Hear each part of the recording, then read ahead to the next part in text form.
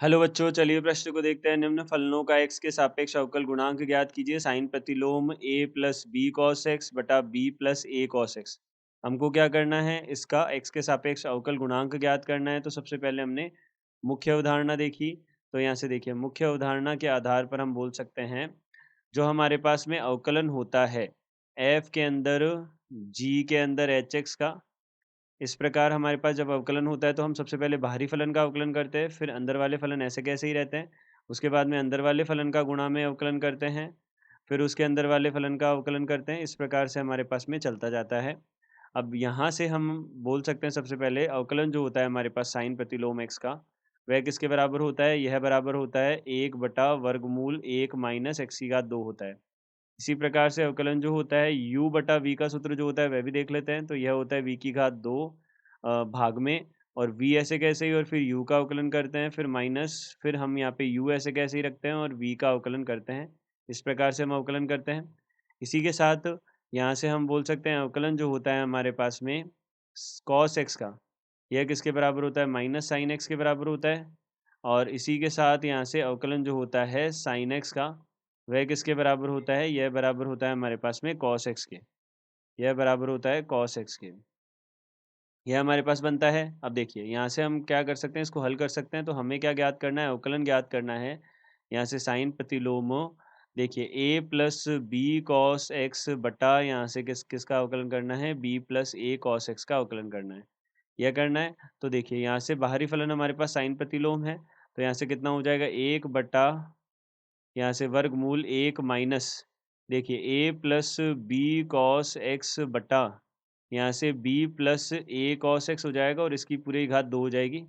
फिर उसके बाद में हमको क्या करना है, यहाँ से अवकलन करना है किसका, a plus B cos X, और बटा में यहाँ से कितना हो जाएगा, b plus A cos X, इसका अवकलन करना है।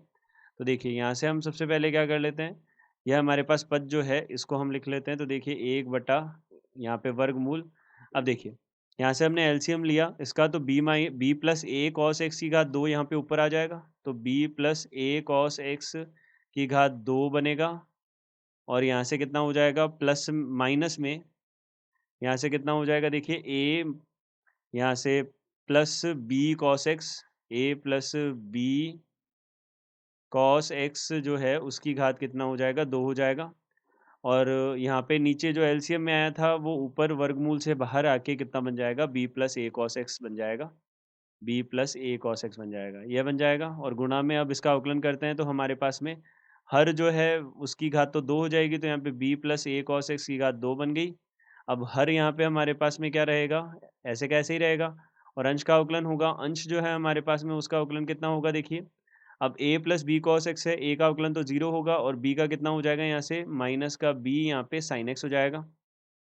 फिर यहाँ पे ऋणात्मक चिन्ह आएगा। फिर अंश ऐसे कैसे ही रहेगा, तो a plus B cos X ऐसे कैसे ही रहेगा। और अवकलन जो होगा हमारे पास किसका होगा, हर का होगा। तो हर में b है तो b का अवकलन 0, और यहाँ पे a कॉस एक्स का कितना हो जाएगा, माइनस का a साइन एक्स हो जाएगा। यह हमारे पास बन जाएगा। अब देखिए यह बनेगा। अब इसको हम हल कर लेते हैं। तो यहाँ पे देखिए b plus A cos x से ये एक घात कट जाएगी, तो यहाँ से कितना बनेगा, 1 बटा, यहाँ से वर्गमूल, इसको हमने हल किया। तो यहाँ से कितना हो जाएगा, देखिए b की घात 2 प्लस ए की घात 2 कॉस की घात 2, ए प्लस बी की घात 2 का हमने उपयोग किया, और प्लस यहाँ से कितना हो जाएगा, यह हो जाएगा हमारे पास में प्लस का 2ab कॉस एक्स हो जाएगा, और फिर ऋणात्मक चिन्ह। यहाँ से हमारे पास कितना बनेगा, a की घात 2 माइनस बी की घात 2 कॉस की घात 2x, और यहाँ से कितना हो जाएगा, माइनस का 2ab कॉस एक्स हो जाएगा। यह बन जाएगा हमारे पास पद।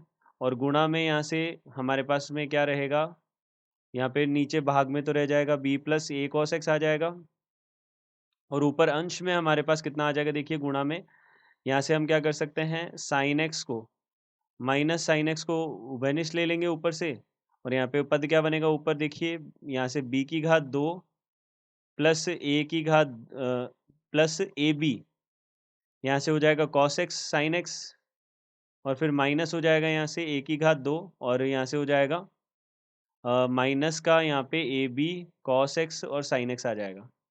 अब देखिए कॉस एक्स साइन एक्स है, देखिए साइन एक्स तो हमने बाहर ले ही लिया है, तो यहाँ से कितना बन जाएगा, केवल कॉस एक्स ही बन जाएगा।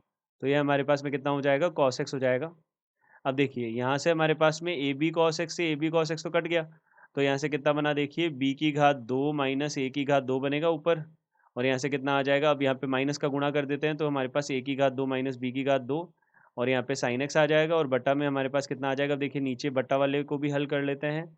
तो यहाँ से कितना आ जाएगा, बी की घात 2 माइनस ए की घात 2 आ जाएगा, यहाँ से प्लस, यहाँ से बी की घात अब यहाँ से कितना आ जाएगा, ए की घात 2 माइनस बी की घात 2, तो ए की घात 2 माइनस बी की घात 2, और यहाँ से कॉस की घात 2x आ जाएगा, और 2ab x कट जाएगा, तो यह हमारे पास पद बन जाएगा।